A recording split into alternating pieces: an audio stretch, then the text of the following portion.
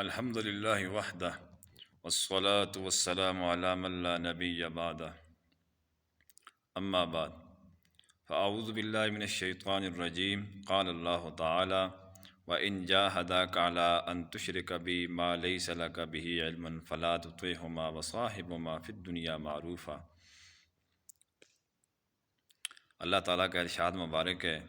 کہ انسان اگر تجھے ماں باپ مجبور کریں کہ میرے ساتھ کسی کو شریک کر تو ان کی یہ بات نہ مان اور ان کے ساتھ دنیاوی معاملے میں حسن سلوک کر اور راستہ وہ اختیار کر جو میری طرف آتا ہے، پھر تم نے میری طرف لوٹ کر آنا ہے اور میں تمہیں بتا دوں گا جو کچھ تم کرتے رہے ہو۔ 21واں پارہ سورۃ لقمان کا دوسرا رکوع جس سے یہ آیت پڑھی گئی ہے، اس میں اللہ تعالیٰ نے 2-3 مسئلے غیر مسلم ماں باپ کے حوالے سے ذکر فرمائے ہیں۔ پہلا مسئلہ کہ اگر اولاد مسلمان ہے، ماں باپ غیر مسلم ہیں اور ماں باپ مجبور کرتے ہیں اولاد کو کہ کفر اور شرک اختیار کرو، تو اللہ تعالیٰ یہ مسئلہ ڈکلیئر کر رہے ہیں کہ اولاد کو چاہیے کہ ماں باپ کی یہ کفر اور شرک والی بات نہ مانے، یہ ان کی کوئی نافرمانی نہیں کہلاتی۔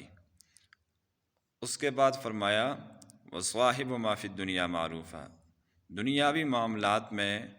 ان کو کہیں پھینک کر نہیں آنا،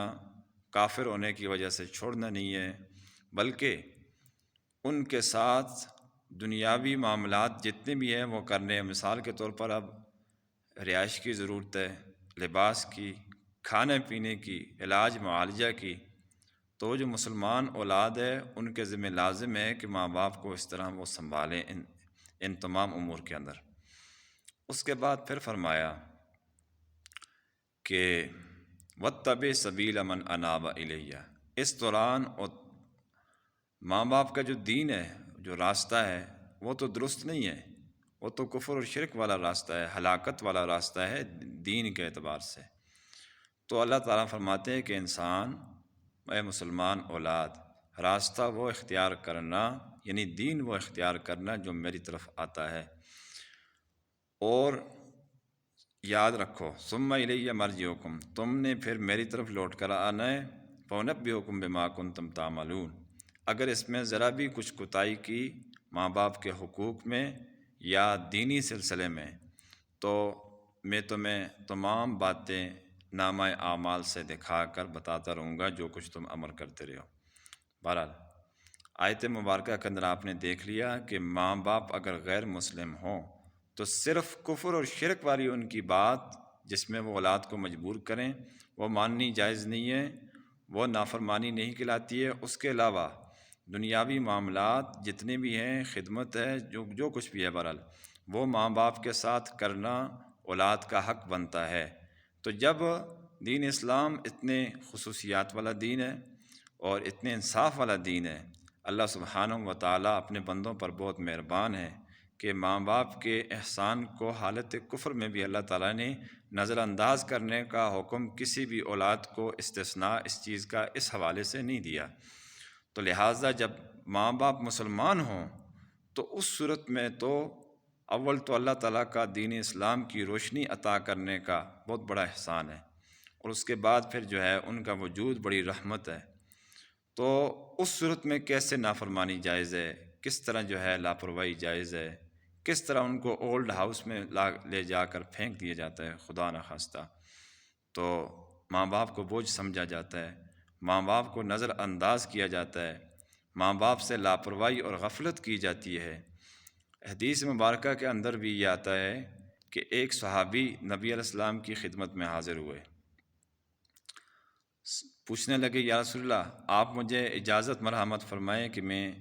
جو جہاد کا لشکر جا رہا ہے اس جہاد میں بھی شرکت کرنا چاہتا ہوں۔ تو جبرائیل علیہ السلام نے وحی کے ذریعے سے بتایا کہ ان کے والدین بوڑھے ہیں، خدمت کے ضرورت مند ہیں، یا رسول اللہ آپ ان کو گھر ہی بھیجیں کہ ماں باپ کی خدمت کریں، یہ ان کی ماں باپ کی خدمت کرنے والا اور کوئی بھی نہیں ہے۔ تو جب صحابی نبی علیہ السلام کی خدمت میں حاضر ہوئے تو نبی علیہ السلام نے پوچھا احیّ والدا کا، کیا ماں باپ زندہ ہیں؟ تو کہنے لگے نام، جی ہاں میرے والدین زندہ ہیں۔ تو آپ نے ارشاد فرمایا ففیہما فجاہد، جا کر ان کی خدمت کرو، خدمت خاطر کرو، ان کو سنبھالو، اسی میں اللہ تعالیٰ کی طرف سے تمہیں جہاد کرنے کا ثواب ملے گا۔ تو آپ نے دیکھ لیا کہ یہ کس قدر جو ہے وہ ماں باپ کی جو ہے خاطر کی جا رہی ہے دین اسلام میں۔ اللہ تعالیٰ نے بھی کتنا لاج رکھے والدین کا حالت کفر میں بھی، اور نبی کریم صلی اللہ علیہ وسلم نے اپنے عمل سے کر کے کہہ کے بتا دیا کہ بھائی آپ جہاد میں نہ جاؤ۔ جہاد اس وقت بہت ضروری تھا، جہاد بہت لازم تھا، لیکن اس کے باوجود